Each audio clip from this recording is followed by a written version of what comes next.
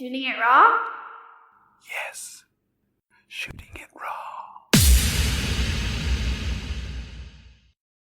Today on the call and on the line on Shooting It Raw, we have Mac Ling, who is, we're recording this in Hong Kong. I am in my office. Mac is at his house. We don't have a super long history together, but I totally enjoy and respect how Mac thinks and speaks, which for me makes him a perfect ideal guest. So welcome to Shooting It Raw, Mac. Thanks, Ran. Happy to be here. I asked you to send me an image. Why don't you describe what I'm looking at? So let's see. It's a picture of three of my coworkers and I doing a conference call, and entering the frame is my one coworker's daughter, who is 2 years old, and she's wearing a rainbow-colored wig, and all of us are freaking out laughing. And it's funny because I'm actually just trying to take a photo of it because I think it's like the funniest thing. So I'm not laughing, but my two coworkers are cracking up. And so it's this great moment of joy that we experienced, because of what we're doing in Zoom. Right. So much of my life is in Zoom right now. Right. One of the things that because in a way I said, look, send me an image that captures where your head is at, where your life is at. And sure enough, so perfect. It's, a group chat on Zoom. And I think the world is spending so much time on various platforms, Zoom or whatever, to exchange. And sure enough, there's this image of just joy, right? Like it's just unbridled joy. I love it when I see people laughing and their mouths are agape. It's like it's like, wow. So what led to that moment of you pulling in this 2-year-old with a rainbow colored wig on her head? Well, I was looking through the photos that I've taken over the last 6 months. So my wife and I just had our first child, so we have a newborn son, or he's not even newborn anymore, so he's a 6-month-old son. But I realized a lot of my photos had really revolved around him, but they didn't really capture, what I was going through. I find it interesting because I think I used to take more photos of just life and interesting things that happened to me. But I think over the last couple of months with this isolation, I'm just out less. I am not exploring the world as much as I used to. And so, when this photo popped up, I was like, oh, this is exactly what encapsulates my life. I'm, really part of virtual communities with real people for like 6 to 8 hours a day. Yeah. And then, you get these little bright and shiny real moments where, you get a little 2-year-old running in with a wig and wanting to talk to her mom. And, it just reminds you, okay, we are still dealing with humanity. And actually, these are parts of life that, we would never get to see if we were at work, right? Right. Who lets their 2-year-old run through the meeting room with a wig on? Mm-hmm. And these snapshots into people's homes, right? So Right. For the people who aren't looking, I'll just describe what I see. Okay, so there's the console from Zoom, split into a grid of 4. You're at the top right. Behind you, I see a kitchen, lots of bright lights, so it's all white and beautiful. Top left is, I guess, your colleague who's just giving up the laughter. It's just so honestly coming out. And, and she's, I guess, in her apartment. Below her is another one of your colleagues, equally just expressing this guffaw. Behind her is a sofa, and I guess there's a bedroom. And then to the bottom right, we have another one of your colleagues holding the child on her lap. Crazy, rainbow wig.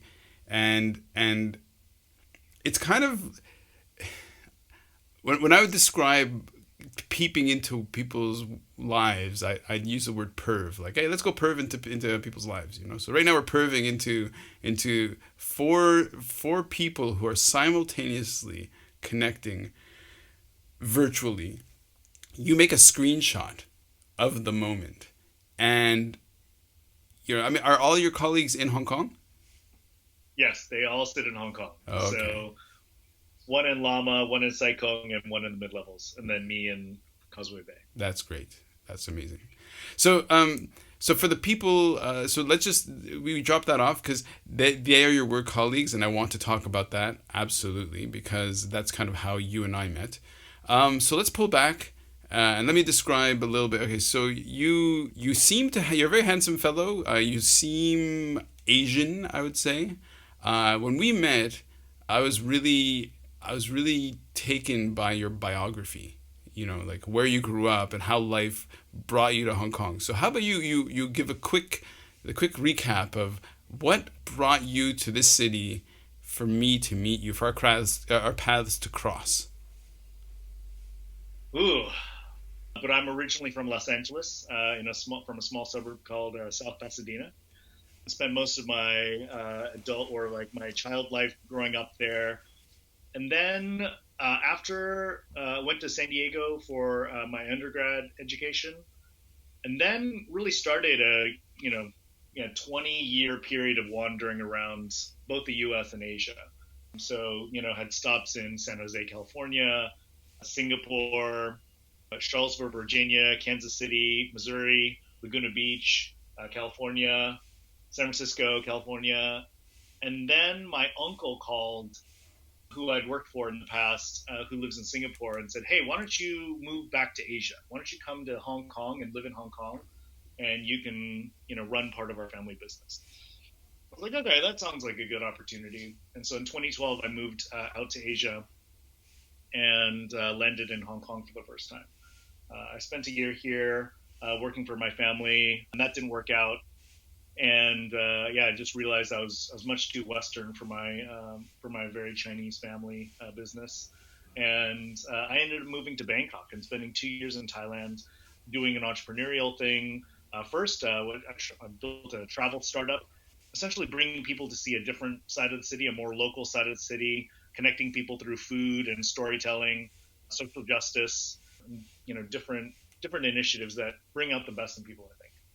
And then when that didn't work out, I ended up pivoting that into an NGO doing leadership development work for small community NGOs and some of the social justice people I knew there.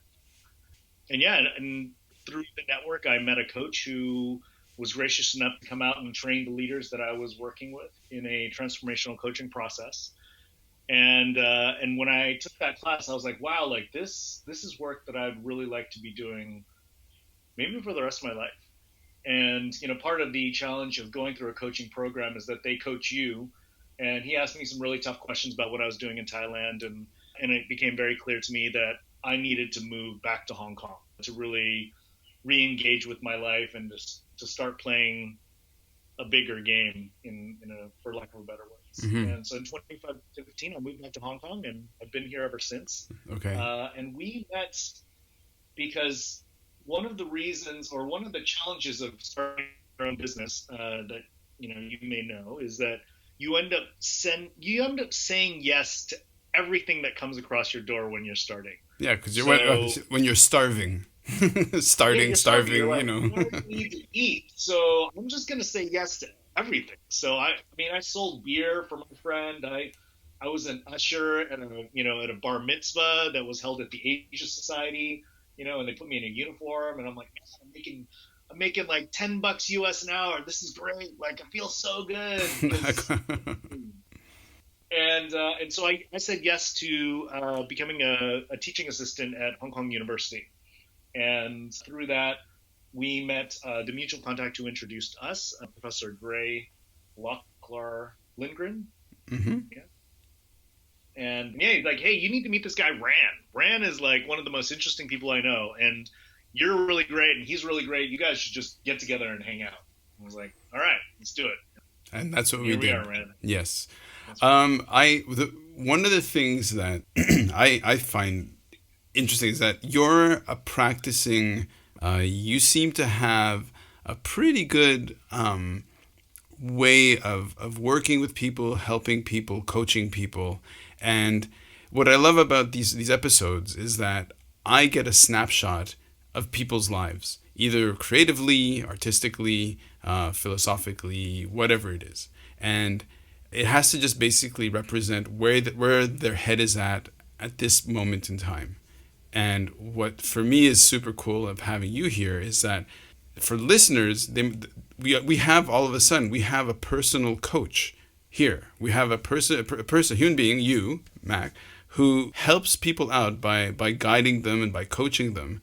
And from what I know from my own business, the market is quite saturated, right? There are a lot of coaches, there are a lot of people trying to consult in this kind of area. But now you have these employees and you're having a Zoom call. So what were you guys discussing through that call? Like, was that what was the topic or the area that you guys were dealing with, since it has to do with coaching and helping people out? Yeah, so I've recently joined another company as a part-time client director. This is called Bridge Partnership, and it's a leadership development organization. They work with transforming company culture. They do some coaching. They do a lot of workshop facilitation. Yeah, so those are my new colleagues that I've just met over the last 2 months. 1 month. This is the start of my second month. In the middle of this pandemic. Oh, here's your new colleague. Wow. It's pretty wild, Yeah. Like, I feel very, very grateful. I got hired into a more stable paying job during probably one of the more difficult periods of time economically for most companies. Well, for most people in the past, however many years, like, yeah. You're crazy lucky, but that also speaks to how good you are. And so, one of the things that I really have enjoyed about this company is that they really focus a lot on creating connection and creating meaningful connection as part of the work that you do to get the work done, and I think one of the things that they do every day and then every week is that they do a check-in to start off most calls, like, hey, how are you feeling? Like, what's going on for you? What are some of your highlights from yesterday? What are some of the obstacles or things that you're facing today? And the level of vulnerability that I've experienced with this group, and there's only 8 of us here working in the Hong Kong office. I've never jumped into a company and felt so at home. Oh, wow. And felt so connected to my, coworkers, some of whom I didn't even see in person for like 3 weeks, 2 weeks. But, that's why it's felt so much longer, because I sit with them and, my wife jokes, she's like, man, you guys just check in all the time. There's so much checking in. And I'm like, well, I understand it. And it's funny because during this time of increased physical distance, we need to create moments of intentional connection. Sure. Right? To replace the moments that we might have unintentionally. So we're not bumping into people at going to the bathroom anymore. We're just going to the bathroom and then coming back to our desk.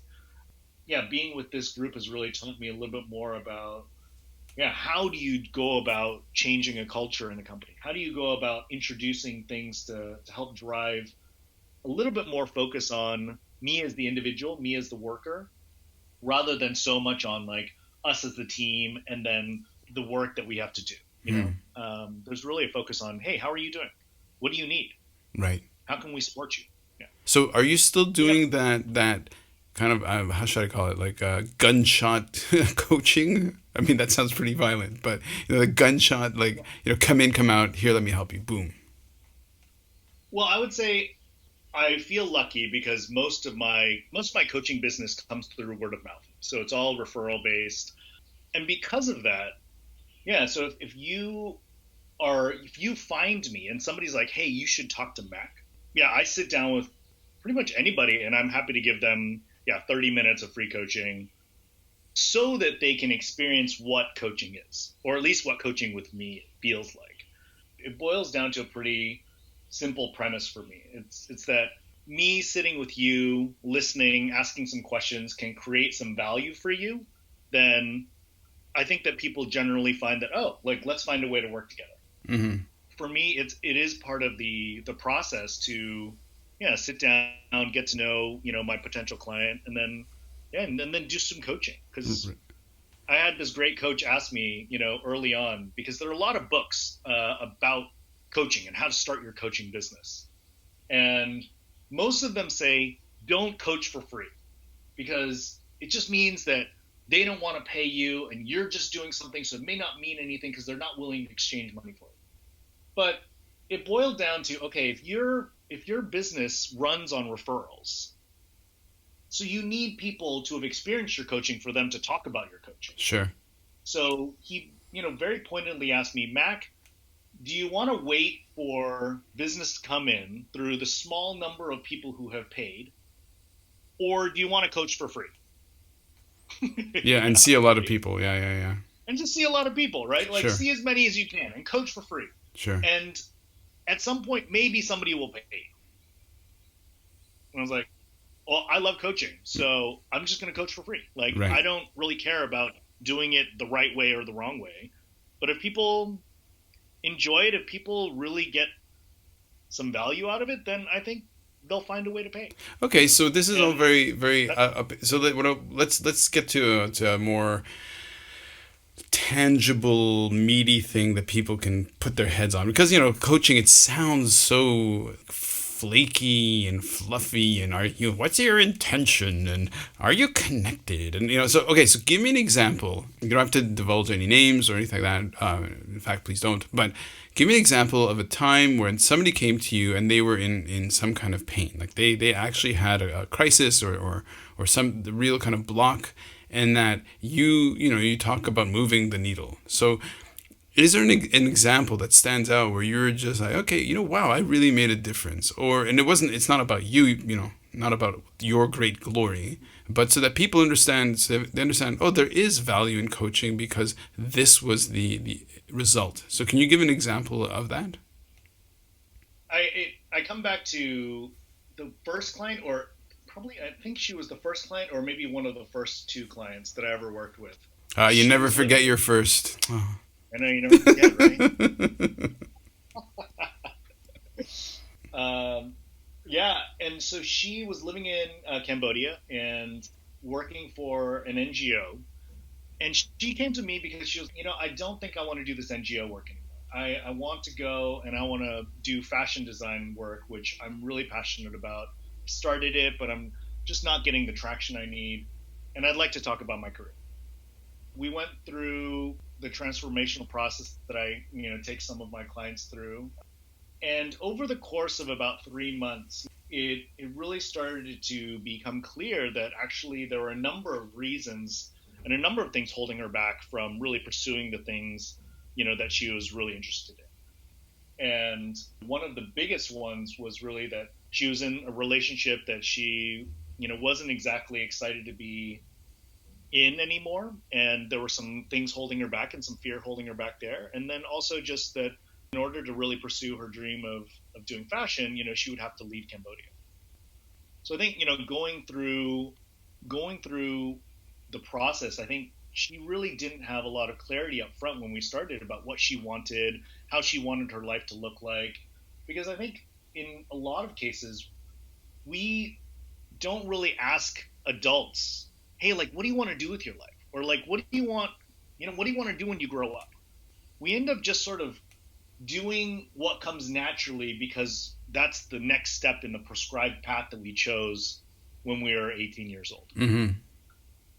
Sure. So we just go to university, then, oh, well, there are 3 jobs that I applied for and I got 2, so I'm picking between the 2 jobs. So it becomes less designed. Mm-hmm. It becomes more just sequential. Right. And I think when people hit this midlife crisis, I'm air quoting a midlife crisis, I think some of us wake up or get a little bit shaken up and we're like, wow, I don't know if this is the destination that I want to be going towards anymore. Mm. And I think that's where my client got. She's like, I don't want to be in Cambodia. I don't want to be in this relationship. But I actually don't know how to get my life into this new place. Mm-hmm. And so, part of the first steps are really, well, can we create some clarity around what you want? She's like, yes, I want to be in LA. I want to be a fashion designer. I want to like have this amazing life and be excited about the person that I'm in love with. And so a lot of it was really just starting to help her to dream again and to Mm-hmm. dream about like what she wanted in her life and how she wanted her life to look like. Right.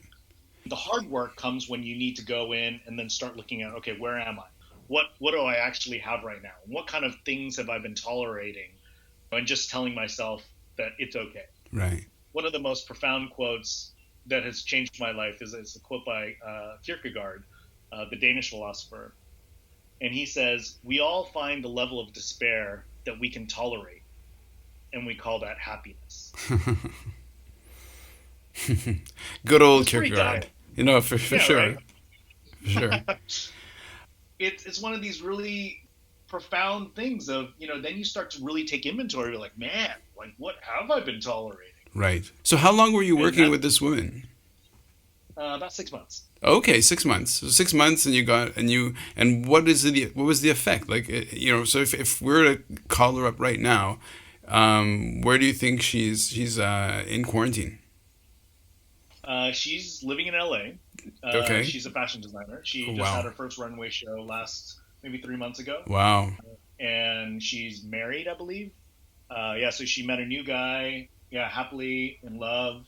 Yeah. Awesome. Crazy. Thanks to you. Right? The doctor is in. The doctor I love is it. in. I love it. I love it. You're talking and I love it. I love it so much. No, it's great. Okay, so okay. You'd also when we met, you were doing these startup bashes, startup camps. Was it startup camps, coaching camps? Remember, like you're kind of at Hong Kong. You were thinking, oh, we could do this entrepreneurial startup thing. You remember what that was? Was it like a startup weekend? Was it? Yeah, I think it was. Because you have experience. So for people who don't know you and think, oh, here's this flaky guy who does touchy-feely stuff for as coaching. I mean, you have chops, in business development and corporate restructuring and that kind of stuff. So yeah, I worked at Sprint, which is one of the big wireless companies in the U.S., doing product marketing, running one of their e-commerce businesses. So I have a corporate life that I've left behind. And I think it's funny because I was always this jack of all trades, master of none. And so it was actually really hard early on in my career because, everybody wanted me to specialize. They're like, you need to pick a lane and just, become that person. Have that skill as they call it the hip pocket skill. Mm-hmm. And that was really hard for me because I think a lot of curiosity about different things. I like to understand how things work. So, understanding systems and why things happen the way they do is part of, my curiosity. Mm-hmm. That doesn't do a lot for you in a corporate role where they're like, we need experts in finance and like, we need you to understand this financial model like better than anybody else. Like, right.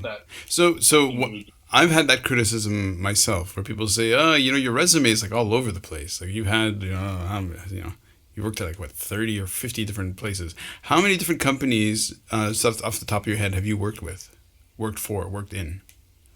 I think 9. 9? 9 in 20 years. What? Come on. And I've started like 3 of them. Okay, well that's a big deal. The starting 3 of them that's being an entrepreneur is a big deal. But 9, you worked at 9 companies. My attitude has always been, don't worry about jumping from company to company and people saying, well, it doesn't look really great. And, says who? Like you make up your own rules. So, yeah. So not to diminish you, but 9 is fine, respectable. But you built 3 companies. Being an entrepreneur, how would you describe your sleeping pattern when you were trying to build up a startup? Well, I'm in one now. I'm building one now. I sleep pretty well, honestly, Ran. The 6-month-old has really messed up my sleep. Welcome to hell. Yes, thank you. Yes, I tell you, man. After 4 months, it gets better, but it's not exactly. No. Yeah, it's not great still, right? Like he woke up at 5:30 this morning and decided he didn't want to go back to sleep, so he just cried for like an hour and a half. So. Oh well, this is perfect. This is a perfect segue. This is perfect. Okay, so look, you're a coach. You are a trained coach with years of experience. You have a dog. What was your name of your dog again? Sorry. Tedman. So you have a dog. What have you confirmed or learned about coaching and leadership and management in your household dealing with these beings that are probably difficult and challenging? I think I have a belief that we can do anything we set our minds to. And I believe that we're pretty malleable in general. We just went through sleep training, and it's interesting because before you do sleep training, you're like, this is untenable, right? This baby won't go to sleep. We're trying to cater to his needs, and we'll just wake up when he wakes up, and we'll hold him, and we did all the things that you're not supposed to do. We're just gonna implement this new training plan where essentially we use the interval method. So it's we'll leave him and let him cry for 5 minutes, then go in, soothe him, then come back in 7 minutes, and then soothe him, and then 10 minutes. And if he's still crying, you soothe him, and then you go for 10 minutes and 10 minutes. After 3 days, right? 2 days, he was putting himself to sleep. Mm-hmm. And we didn't think it was really possible when we started. And very quickly, he started to understand, these principles that we wanted him to understand, right? We are still outside, you are safe, you can go to sleep.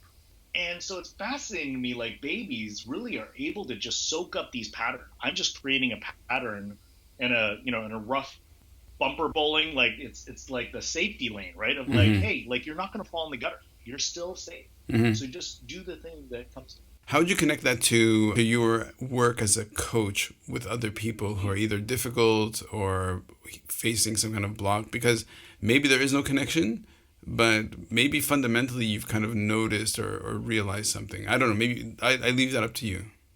Yeah, I think one thing comes to mind, and it's really the idea of safety. And I think that's where right now is, if we can tie it back into COVID, people have lost psychological safety. And when you don't have safety, it's really hard to do anything. Mm-hmm. And so, when you are able to find safety in your mind, you're really able to do, things that are creative. You're able to make the change that you want to make. And you're really less gripped from the fear of oh my God, what's going to happen? I'm going to die. Mm-hmm. And so I've found that as people have this safety, they're really able to go and then take these new steps that will allow them to be better. And I think that anybody who's willing or interested in making that transformation, unless you have some safety in your life, it's really hard to make those steps. So, when you're under pressure, right now is probably not the best time to go and say, I'm going to make wholesale changes to my life. Mm-hmm.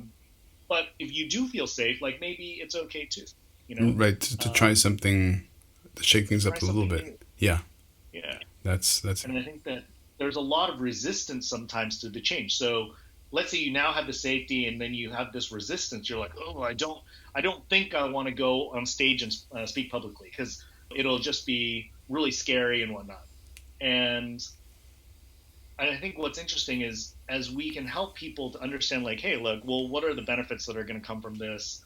And then the people are, yeah, I know that I really want to. So they know that actually it's good for them to make the change, but they have this resistance. And I think that once we can identify ways to help you, melt some of that resistance, actually things are much better than you probably could have even imagined. I love where this conversation is going because let's take the population of the United States. Let's assume the U.S. population is one person, a client who comes to you, and they went through the sort of denial, and they have to change to all of a sudden go to the self-isolation, the social distancing, and all that stuff. Given your experience in Hong Kong, how would you coach a population to kind of find safety in the center and to kind of feel the security and not feel the fear and the angst and the tension? Because assume the output is just like somebody who wants to be able to stand in front of an audience and speak without getting gripped by stage fright. What we're trying to do is coach a population to just, don't lose your shit, don't be dumb, life will continue. How would you approach that client?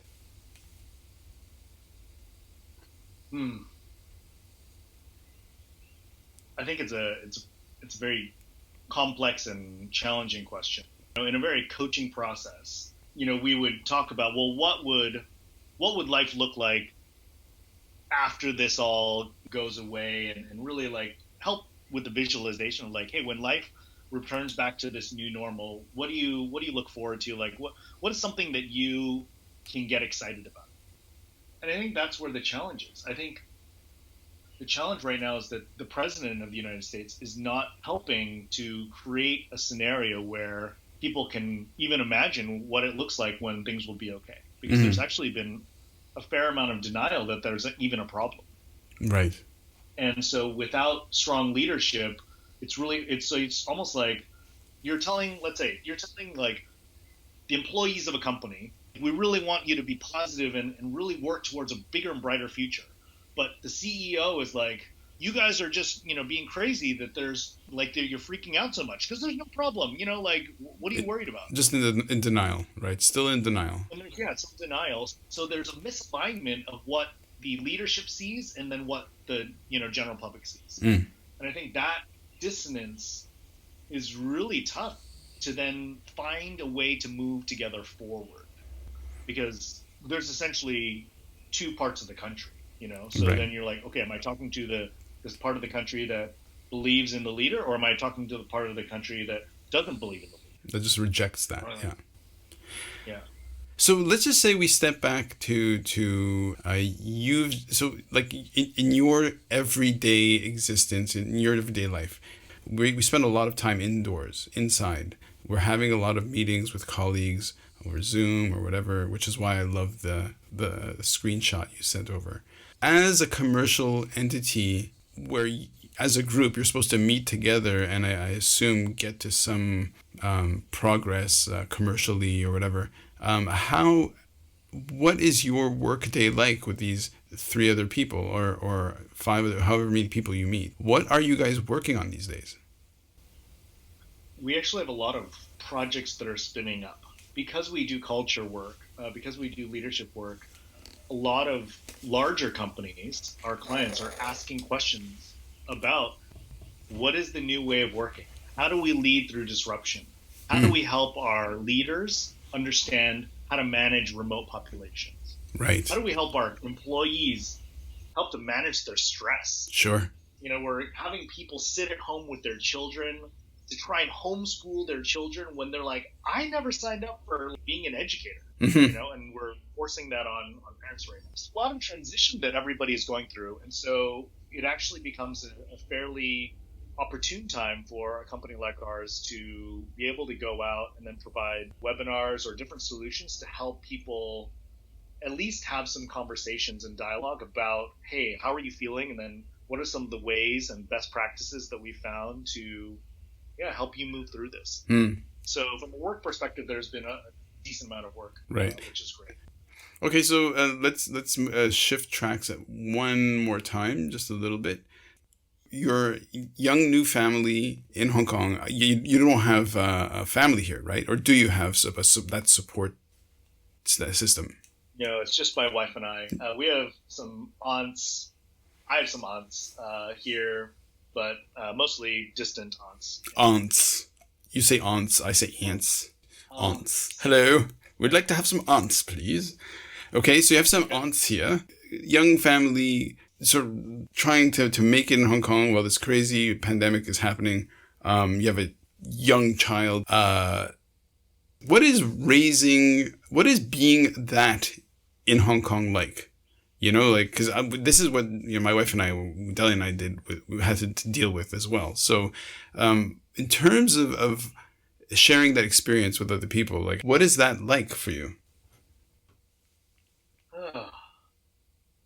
I was joking with my wife earlier, and it's funny. Our baby was born during the middle of the protests. There was so much uncertainty in the air about safety, like what's happening. Are we gonna have to leave the country if the city melts down? Yeah, and you guys live in Causeway Bay, right? Yeah, we live in Causeway Bay, so Dude. we can see the protests start at Victoria Park. I have to interrupt a second, because as an Israeli, interruption is very, very easy. Now in Hebrew, it's a very vivid and visceral language, and so you live in the juice of the garbage. You know, it goes with, you think of the garbage bag. The garbage bag is full of your garbage. And then during the protest, you were in the juice. And the juice of the garbage is very, very stinky, very strong. And dude, you were in the, oh yeah, born in the middle of the protest. And it's, how has your mind kind of spun around with the fact that we went from the protest to this? Like, it's been fucking crazy. But here's the weird thing. Being self-employed and being an entrepreneur, you get really conditioned to managing uncertainty. You know, one of the things that I tell some of my friends who are like, oh, like, what's the biggest challenge about being a coach? You know what? It's just the variability in the income, right? Some months, amazing. Some months, just conditioned to be like, I just need to navigate the ups and downs and just have some hope that, you know, next month there will be some money that comes in, right? So as a type, like in your work, you deal with types a lot, right? Like, so to kind of understand what the person is like, just like, because you first meet a person, they come with their baggage and their history and their, you know, their character. And so you kind of try to figure out what their type is. So how would you describe your type as an entrepreneur? Ooh. The skill that is probably, and this is it's a funny, like, duality, non-duality, is that the skill that has helped me the most is being able to balance between this idea of rigidity, you know, sort of like this fixed process-oriented person that I am, and then this complete flexibility and adaptability. And it's interesting because, you know, one of the things I've been talking about a lot lately with clients is around this, like, this non-duality. Because being utterly fixed is actually a strength and a weakness. Okay. Right? If you're just like, I have this fixed mindset, it can be a huge strength, but then it could be your biggest weakness. Oh, for sure. And then being completely flexible could also be a strength and a weakness. Sure. Hey, just from my own curiosity, I'm Gen X. Are you Gen X or a millennial? Gen X. Gen X. 77. Right. Yeah. So wouldn't somebody say that your reaction now, you know, I remember when in university, the big sort of intellectual theme was that of relativism and, oh, you know, it all depends and all that crap. So have you seen a connection of millennials kind of rejecting, responding, or bristling against uncertainty and not being attached to any particular outcome or mindset? You know, I think the thing that I've seen, using, we'll call it like today's language, right, is just the over focus on this idea of growth mindset. Okay. And people are like, oh, you need to have a growth mindset. You need to have a growth mindset. I'm like, well, yes. And a fixed mindset is not a bad thing either. Sure. Right? Like, you don't want somebody with a growth mindset to be running a bank. Mm-hmm. You know, because you need stability in some organizations. You need some stability in some places. Sure. Right? Can you have too much fixed mindset? And I think where the millennial culture, the youth culture are really fantastic is in a lot of growth mindset stuff, because their brains are so different to ours, right? Like, I don't know about you. I think we are about the same age. So I didn't grow up with computers. You know, I got my first computer we had like an Apple II in, like, you know, 9th grade or something like that. And then the first time I connected to the internet was senior year of high school. And that was on a, you know, 32 kilobyte per second modem. Yeah. So the glory days of dial-up. This is amazing. You know, I can still make that sound.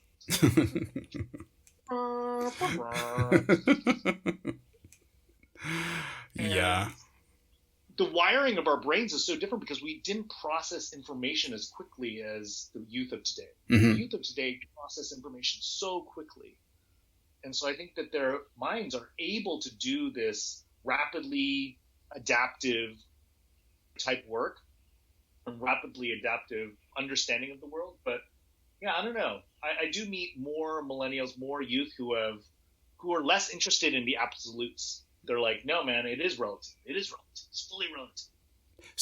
So in your coaching, have you noticed a trend or even an observation for example, the people who want to coach, who are going to come to you and they're going to have certain requests and certain itches that they want to scratch. I mean, they're going to have certain things in common. And is one of them, like, could you kind of lump or tag certain observations about what these people tend to have in common? Yes. And it's actually a criteria for me as I'm meeting my potential clients, is like, it's actually just the big criteria for me is, are you coachable? Are you willing to look at yourself and potentially like shift something if it's not serving you anymore? Mm-hmm. People are so glued to who they are as a person, their identity, and they're like, no, like that's just me. You can't change it because that's just who I am. Then that becomes very uncoachable, right? If people are like, oh yeah, I'm willing to look at that belief. Yeah, no, that I can see the world in a different way. That ability to self-respect or self-reflect and then adapt your belief to something new when you get new information, that's the biggest common thread through all the coachees who have had success. Right. People who don't have success are like, yeah, I'm not interested in changing my belief because you know what, I'm really wedded to this belief. Right. So like there's like an arc, right? There's a kind of an arc of people of an idea to kind of sink into their heads for them to maybe even think about and maybe process or apply. So looking at the COVID-19, the arc of that is, what? This is nothing. This is just a common cold. What are you talking about? And then it's kind of like denial to, no, it's nothing. Let's just forget it. And then there's kind of frustration and then anger because all of a sudden your life has to change. So do you feel that as a coach, there's just a certain volume or number of hours you need to put in, either yourself as a coach or for your client, to kind of find that energy to put back? Right. So one, the fact that they'll come to you to say, oh, I want some coaching, that says something. But then do you feel that there's a minimum number of hours? Yeah.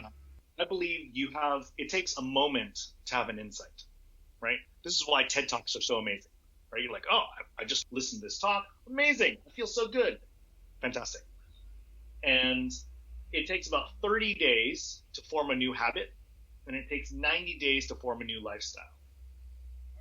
And so the interesting thing about neurobiology is that the little dopamine spike that you get from having the insight of watching the TED Talk and being like, that was amazing. I know exactly how to solve my life's problems. And the dopamine spike that you get from building the new lifestyle after you've done the habit over and over and over again for 90 days, that's the same dopamine spike. Yeah, so the dopamine spike that you get from watching the TED Talk and the dopamine spike you get from actually creating a new lifestyle of exercise or healthy eating and you completing it for 90 days and really building a new lifestyle, that's the same dopamine spike. That's driven me to not do, one session coaching relationships because, okay, you're going to get the insight, but then you're not going to do anything. And you just feel good and you never changed your life. And you never took the action to change your life. Right. So just to wrap this up, if somebody wants to learn about you and somebody wants to kind of reach out and just kind of get to know more about Mac Ling, where do you live in the internet world? So I live at macling.com, MACLING.com. And so you can learn more about the work that I do with coaching and the consulting work I do.